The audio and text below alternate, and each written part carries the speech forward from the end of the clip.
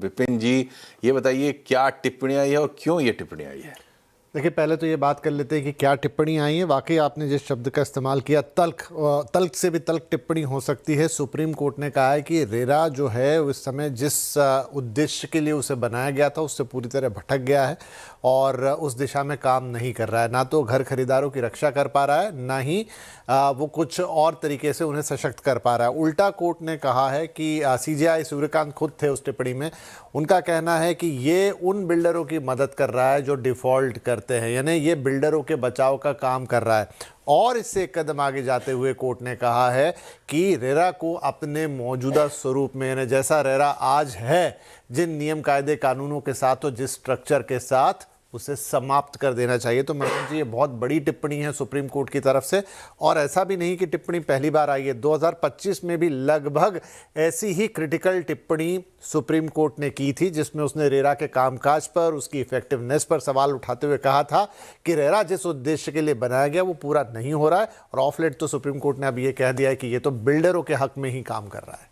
लेकिन सवाल ये है कि ये क्यों कह रहा है सुप्रीम कोर्ट? आखिर क्या स्थिति है रेरा की जमीन पर जिसकी वजह से इस तरह की टिप्पणी आ रही है? देखिए, रेरा के एस्टेब्लिशमेंट को अब 2016-17 की बात करें तो एक लंबा वक्त बीत गया।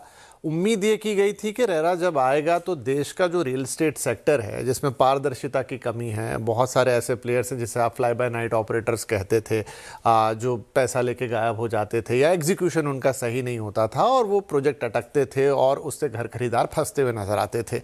रेरा के आने के बाद क्या हुआ? नियम बने कि आपको प्रोजेक्ट का रजिस्ट्रेशन कराना होगा। चलिए, अच्छी बात है, बहुत सारे डेवलपर या सभी डेवलपर अब वो तो करा लेते हैं, लेकिन जो उसके आगे की चीज़ें हैं, यानी कि जैसे आपको एग्जीक्यूशन के अपडेट्स देने, शुरुआत में तो वो आए, लेकिन अब वो आना धीरे धीरे बंद हो गए या डिलेस के साथ आते हैं या प्रॉपर नहीं आते। और उसमें कई बार तो जो दावा किया गया रहता है, ऐसी भी कई शिकायतें मिली है, ऑन ग्राउंड वैसा कुछ नहीं होता। एक बड़ा चीज़ जो थी वो थी प्रोजेक्ट की टाइमलाइन या डेडलाइन। उसमें अब कई बार रेरा में अलग अलग चीज़ें प्रस्तुत करके, बहुत सारे हमारे प्रॉपर्टी गुरु में ऐसे सवाल आते हैं कि जो एक प्रोजेक्ट को अमूमन 3-4 साल में या 5 साल में तैयार हो जाना चाहिए, लेकिन जो डेट मिल रही है वो तो ऐसी मिल रही है कि उसमें तो बहुत लंबा गैप दिख रहा है। तो अब शायद ये हो गया है कि बिल्डर्स ऐसा मैनेज कर पाते हैं कि वो रेरा डेट ही इतनी लंबी ले लेते हैं और उसको मैनिपुलेट कर लेते हैं कि जिस डेडलाइन को फॉलो करना एक ग्राहक के हित में है कि प्रोजेक्ट उसको तय वक्त पर मिले या नहीं, अगर वो उस समय तक बन पा रहा है तो उसको वो मुआवजा मिले, वो जो सारे प्रावधान रेरा के अंदर होने थे वो कहीं ना कहीं डाइल्यूट होते हुए नजर आए। एक महारेरा जिसने अपनी स्थापना के साथ बहुत अच्छा काम किया था और उसके काफ़ी अच्छे रिजल्ट भी देखे गए थे, लेकिन अगर इस एक महारेरा का नाम छोड़ दो और एक हद तक तमिलनाडु के रेरा की कभी कभी बात होती है, तो रेस्ट ऑफ द रेरास का तो इस्टेब्लिश होने में ही बहुत वक्त लग गया। किस तरीके से वो अथॉरिटी फॉर्म की गई, किन्हें जिम्मेदारी दी गई, उसके पास उतना मशीनरी है भी कि नहीं है। और अब तो ये कई जगहों से शिकायत आती है कि उल्टा ये भ्रष्टाचार के अड्डे बन रहे हैं। तो इस तरह की बहुत सारी चीज़ें इकट्ठी हुई, अलग अलग वक्त पे हुई। और अगर आपको याद हो तो केंद्र सरकार ने भी लास्ट ईयर एक SOP जारी की थी कि भाई एक कॉमन पोर्टल हो जिसमें कॉमन चीज़ें हो नेशनल लेवल का, ताकि सारे राज्य अलाइंड हो। क्योंकि ये देखिए, राज्यों का विषय है। केंद्र सरकार ने तो कानून बना दिया जो कि मॉडल कानून था, उसे लागू करने की जिम्मेदारी, उसकी अथॉरिटी को एस्टेब्लिशमेंट करने की जिम्मेदारी वो सब राज्यों पे थी। और अलग अलग राज्यों में इसमें काफ़ी ढिलाई देखने को मिली। लेकिन अब तो ये है कि कोर्ट ने जो टिप्पणी की है, टिप्पणी तो ये की है कि ख़त्म कर देना चाहिए।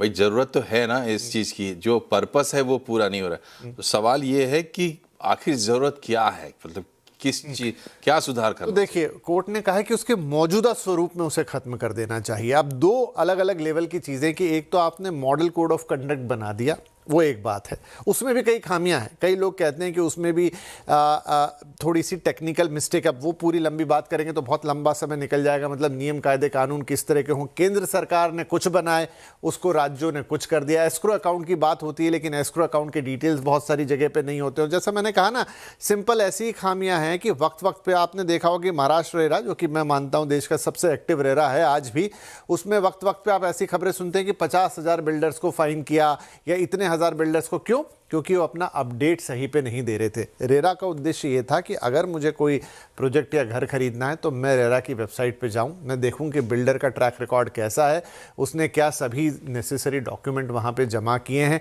क्या वो हर 3 महीने में या जो भी प्रस्तावित समय है उस पर अपना अपडेट दे रहा है, उसकी डेडलाइन जो है प्रोजेक्ट को पूरा करने की वो इतनी आसानी से तो बार बार आगे नहीं बढ़ रही है, और अगर वो बढ़ रही है और कोई डिस्प्यूट आता है तो उसमें मेरी सुनवाई कितनी इफेक्टिव तरीके से हो पा रही है। तो देश में जितना भी इस समय रियल एस्टेट है, जितने डेवलपर्स हैं, कुछ 11,000 के आसपास का आंकड़ा है जो बड़े 8 शहरों में है, लेकिन उसके अलावा ढेर सारे डेवलपर हैं जो रजिस्टर्ड हैं, तो क्या उनकी सबकी निगरानी रेरा करने में सक्षम है? शायद अपने मौजूदा स्वरूप और मौजूदा स्ट्रेंथ के साथ नहीं है। जैसे आप टूथलेस टाइगर बोलते हैं, कुछ वैसी स्थिति है। तो कोर्ट का ये कहना है कि इस परिस्थिति में सिर्फ आप ऐसा चलाएं कि ये रेरा है, घर खरीदारों की रक्षा भी कर रहा है, वो तो नहीं है। या तो आप इसमें आमूलचूल परिवर्तन करें, और राज्यों से उन्होंने कहा है कि क्या आपको ऐसी अथॉरिटी को चलाना चाहिए, उन्होंने राज्यों से सवाल पूछा है, या आप इसमें कोई चेंजेस लाएंगे, इसको इफेक्टिव बनाएंगे। तो कई सारे सवाल हैं जो सुप्रीम कोर्ट ने उठाए, और उनका ये सिर्फ एक सवाल ही अपने आप में बहुत सारे जवाबों को दे जाता है कि रेरा को क्यों ना उसके मौजूदा स्वरूप में समाप्त ही कर दिया जाए। बहुत ही कठोर टिप्पणी, बहुत बहुत शुक्रिया आपका विपिन जी। और रेगुलेटर पर इस तरह की टिप्पणी फ्री मार्केट इकोनॉमी में बहुत बड़ी बात है। रेगुलेटर जान होता है पूरे इंडस्ट्री